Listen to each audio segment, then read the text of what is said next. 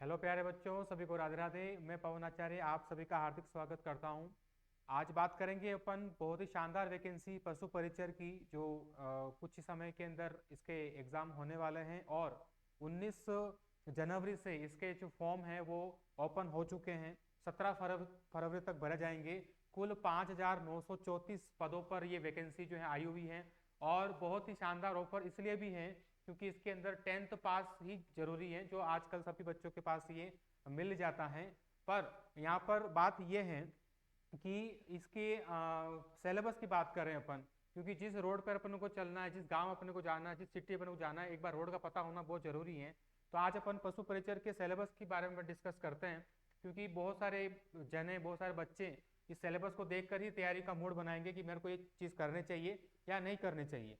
पर मेरा personal suggestion आपको यह है कि ये आपको जरूर और जरूर करना ही है, क्योंकि अभी हाल फिलहाल के अंदर जो वैकेंसी अपने पास अवेलेबल है वो इसी चीज को लेकर है, पशु परिचर के नाम से। अंग्रेजी में इसको एनिमल अटेंडेंट के नाम से कहते हैं। क्या सिलेबस है इसका? 2 पार्ट में सिलेबस जो है वो बनता है, ठीक है, जिसका सेकंड पार्ट मेरे पास में है। फर्स्ट पार्ट के अंदर टोटल 150 क्वेश्चन आएंगे। 150 में से 105 जो क्वेश्चन है वो ए पार्ट से रहेंगे, जिसके अंदर 10th तक जो आपने पढ़ा है, सोशल साइंस, मैथमेटिक्स, है ना, साइंस का जो पार्ट है वो, और आर्ट एंड कल्चर वगैरह, ये सभी जो पार्ट हैं वो 105 क्वेश्चन का बनेगा। दूसरा पार्ट जो है, जिसको पशुपालन या एनिमल हस्बेंड्री के नाम से अपन जानेंगे, जो 45 क्वेश्चन का आएगा। एक क्वेश्चन जो है वो 1 नंबर का रहेगा और इस प्रकार से 45 क्वेश्चन के 45 मार्क्स आपको मिलने वाले हैं। सेकंड पार्ट में इसको अचीव करना, मार्क्स को अचीव करना बहुत ही सिंपल है, क्योंकि यहाँ पर अपन जो टॉपिक मैं आपको बताने वाला हूँ वो टॉपिक देखेगा। यहाँ पर पहला टॉपिक अपन देख रहे हैं, पशुओं से संबंधित प्रमुख शब्दावली। क्या क्या शब्द पशुओं से काम लेते हैं उसके बारे में बात करेंगे अपन, ठीक है। पशुओं के बारे में क्या क्या शब्दावली काम आती हैं वो देखेंगे अपन, ठीक है। और क्या वर्ड यहाँ पर यूज होते हैं उनके बारे में देखेंगे। जैसे कि बात करें कि जो नर जो बकरा होता है उसको क्या कहते हैं, बकरी होती है उसको क्या कहते हैं। अपनी लोकल लैंग्वेज में तो बकरी कह रहे हैं, बकरा कह रहे हैं, पर यहाँ ऐसे वर्ड काम नहीं आते हैं। तो क्या कहते हैं उसको? बक कहते हैं, उसको डोई कहते हैं। ये कुछ शब्द हैं। जैसे एक वर्ड आ गया, जैसे कि मान लो क्या नाम, डोकिंग। क्या होता है? डोकिंग का मतलब होता है पूंछ काटना। किसमें? भेड़ों के अंदर पूंछ काटते हैं उसको डोकिंग कहते हैं। एक वर्ड आता है शेयरिंग, आ जाता है। शेयरिंग क्या होता है? भेड़ में ऊन काटने की प्रक्रिया को शेयरिंग कहते हैं। तो ये कुछ शब्द होते हैं जिनके बारे में आपको मैं बताऊंगा यहाँ पर बहुत शानदार तरीके से। फिर बात करते हैं अपन, सेकंड है पशुओं की प्रमुख देसी नस्लें। देखिए अपने पास में पशु है क्या? 5 पशु है अपने पास में टोटल, और यहाँ पर बात करेंगे मुख्य रूप से, और भी बहुत सारे हैं। गाय, भैंस, भेड़, बकरी, ऊंट, ठीक है। और यहाँ पर सिलेबस में थोड़ा सा ये भी दे रखा है, भार ढोने वाले पशु, जिसके अंदर अपन गधे की भी बात करेंगे, घोड़े की भी अपन बात कर सकते हैं यहाँ पर, ठीक है। और मुख्य रूप से जो गाय, भैंस, भेड़, बकरी है उनके बारे में बात करेंगे। उनकी कौन कौन सी नस्लें हैं देसी, अपने भारत में कौन सी पाई जा रही है, विदेशी नस्ल है उसके बारे में हल्का फुल्का अपन थोड़ा सा डिस्कशन करेंगे यहाँ पर। फिर आता है तीसरा टॉपिक, कृत्रिम गर्भाधान, बध्याकरण, संकरण, प्रजनन। ये पूरा जो पार्ट है ये प्रजनन के अंदर काउंट होता है। प्रजनन का मतलब क्या होता है? इसमें नर और मादा, अगर मैं प्राकृतिक गर्भाधान की बात करूं तो नर और मादा के बीच में मैटिंग होती है। मैटिंग से जो न्यू बॉर्न होते हैं, जो नवजात पैदा होंगे, तो उसको क्या कहते हैं, सब बात करेंगे यहाँ पर। आजकल आपने देखा होगा गाँव के अंदर जो ये इंजेक्शन अपन बोलते हैं ना, डॉक्टर या कंपाउंडर आता है, गाय भैंस के इंजेक्शन लगाते हैं। इंजेक्शन बोले तो कृत्रिम गर्भाधान कहते हैं अपन, आर्टिफिशियल इंसेमिनेशन कहते हैं। बध्याकरण जब पशुओं के जो नर पशु होते हैं उसका जो प्रजनन तंत्र होता है उसको अवरुद्ध कर देता है, उसको ब्लॉक कर देता है, ताकि वो मैटिंग नहीं कर पाए, उसको बध्याकरण कहते हैं। क्यों करते हैं, क्या रीजन है, वो पढ़ेंगे। संकरण क्या होता है? जब नई ब्रिड बनानी होती है, नई नस्लें बनानी होती हैं, तो ये संकरण कार्यक्रम करते हैं। साथ में मैं नस्लों की वापस आऊं, नस्लों में बात करूंगा। अभी प्रेजेंट में कुछ दिन पहले ही, सॉरी 4-5 दिन पहले ही नया डाटा आया है कि भारत के अंदर कुल कितनी नस्लें हो चुकी हैं। भारत में कुल 220 नस्लें अभी पाई जा रही हैं। गाय, भैंस, भेड़, बकरी, बतख, गधा, घोड़ा, खच्चर, इन सभी के अंदर ये सभी चीजें 220 नस्लें अभी तक हो चुकी है मान्यता प्राप्त। दुग्ध दोहन, दुग्ध स्त्रवण काल, स्वच्छ दुग्ध उत्पादन, ये क्या होते हैं? क्योंकि आपको पता है गाय, भैंस, भेड़, बकरी जो अपन पाल रहे हैं, मुख्य रूप से गाय भैंस की बात करें, गाय भैंस से अपन को क्या मिलता है? मुख्य रूप से दूध। तो दूध निकालने की विधियां कौन सी हैं? दूध निकालने का कितना समय होना चाहिए? स्वच्छ दूध उत्पादन कैसा होता है उसके बारे में डिस्कस करेंगे। पशु प्रबंधन और पशुधन प्रसार प्रबंधन कैसे करते हैं? देखिए, है ना, कोई भी किसान है या कोई भी आदमी अगर गाय भैंस रख रहा है, जब तक उसको मैनेजमेंट करना नहीं आएगा तब तक वो कितनी भी अच्छी नस्ल की क्यों ना लेके आ जाए, चाहे मुर्रा लेके आ रहा है, चाहे वो होल्स्टीन लेके आ रहा है, चाहे वो जर्सी गाय लेके आ रहा है, पर उसको मैनेज करना नहीं आ रहा है, कब उसका दूध निकालना है, उस दूध को कैसे मार्केटिंग करना है, उससे बनने वाले उत्पाद को क्या करेगा वो, तो ये सभी चीजें जब उसको नहीं आएगी ना तो वो कुछ भी नहीं कर पाएगा। तो यहाँ पर मैनेजमेंट होना बहुत जरूरी है। साथ में पशुधन प्रसार के बारे में कि पशु के बारे में जानकारी प्रसार कैसा होता है, एक्सटेंशन कैसा होता है, उसकी जानकारी समझ जानकारी यहाँ पर अपन पढ़ेंगे। कुक्कुट प्रबंधन, कुक्कुट का मतलब होता है बड़ा पोल्ट्री यानी कि मुर्गियां जो होती हैं स्पेशली। देखिए, पोल्ट्री के अंदर कौन शामिल होता है?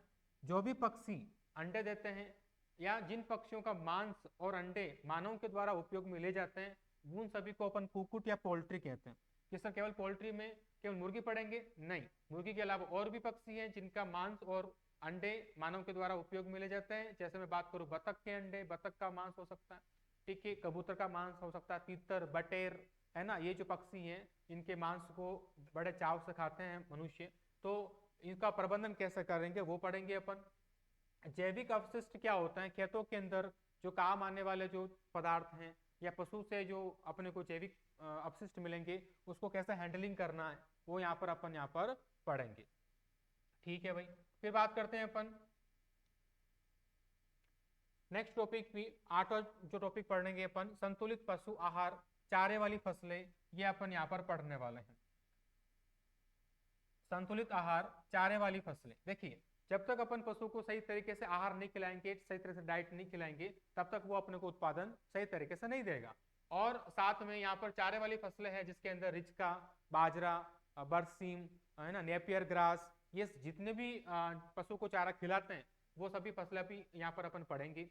स्वस्थ और बीमार पशुओं की पहचान, क्या पहचान होती है, स्वस्थ पशु कैसा दिखता है, बीमार पशु कैसा दिखता है, छोटा सा टॉपिक है इसके अंदर।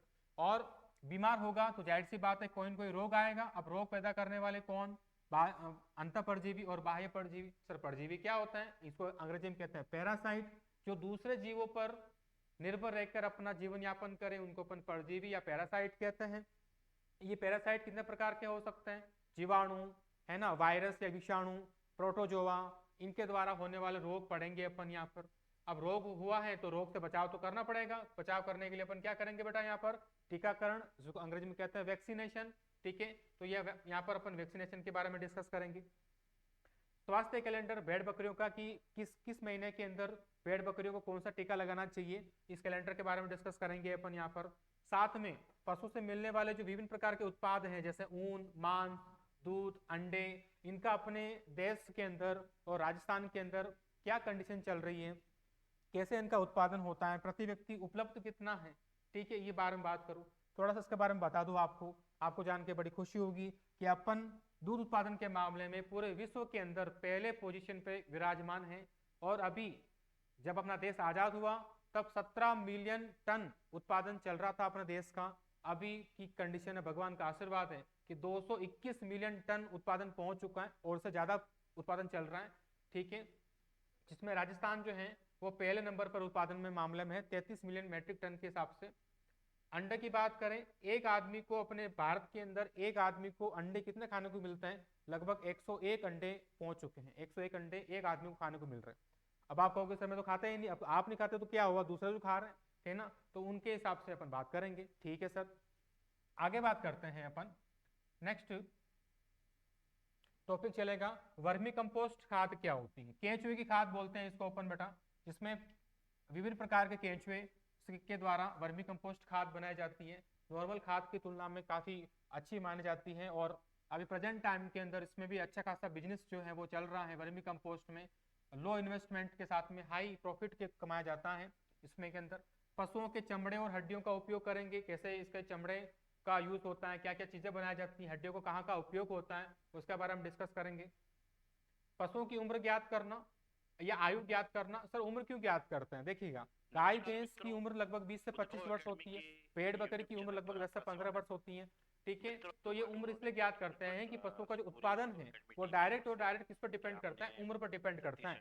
ठीक है, अब पॉलीथीन है, उसका पॉलीथीन का पशुओं पर क्या हानिकारक प्रभाव पड़ता है।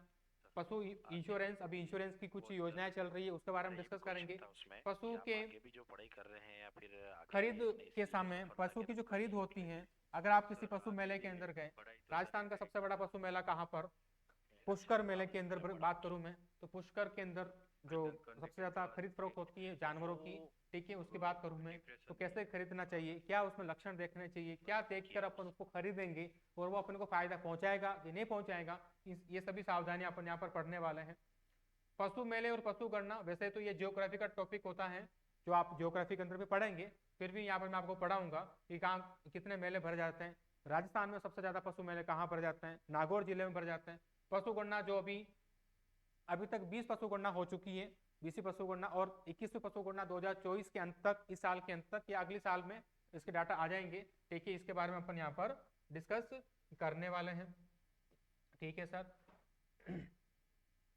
फिर आता है गौशाला प्रबंधन, सफाई कैसे करनी है गौशालाओं की, उसके सफाई का महत्व। गौशालाओं में देखिए बहुत सारी गौशाला, जब गाय आप नहीं पाल रहे हो, बाहर अगर घूम रही है, तो जाहिर सी बात है उसको कहाँ रखेंगे अपन, गौशाला के अंदर। तो गौशाला में कैसे मैनेज किया जाता है, वहां पर पशु उत्पादन का विपणन, विपणन का बोलते हैं मार्केटिंग, कि भाई आपने गाय भैंस पाल ली, गाय भैंस का दूध निकाल दिया, उसके उत्पाद बना दिए, घी बना दिया, पनीर बना दिया, है ना, क्रीम बना दी, छेना बना दिया, मावा बना दिया, अब इतने सारे उत्पाद बना दिए आपने, अब बेचोगे कहाँ पर, मार्केटिंग पता होना जरूरी है आपको। डेयरी विकास की गतिविधियां क्या क्या इसके अंदर, डेयरी विकास जिसके अंदर दूध की परिभाषा से लेकर दूध से बनने वाले उत्पाद और उनसे जिन बर्तनों के अपन उत्पाद बनाएंगे उनको कैसे धोना है, ये सभी इसके अंदर पढ़ेंगे। पशुपालन विभाग की प्रमुख योजनाएं, अभी प्रेजेंट के अंदर क्या क्या योजनाएं चल रही है उसके बारे में डिस्कस करेंगे। गोबर मूत्र का उचित निष्पादन, जो इनसे गोबर मूत्र जो इसके अपशिष्ट हैं, बहुत सारे लोग जो हैं गोबर और उन गाय के गोबर से और गाय के मूत्र से भी अच्छा खासा बिजनेस खड़ा कर दिया। जो गायें दूध नहीं दे रही हैं, फिर भी दूध नहीं दे रही, फिर भी लोग रख रहे हैं ताकि उनका गोबर और मूत्र मिल सके और उसको बेच के मुनाफा कमा सके।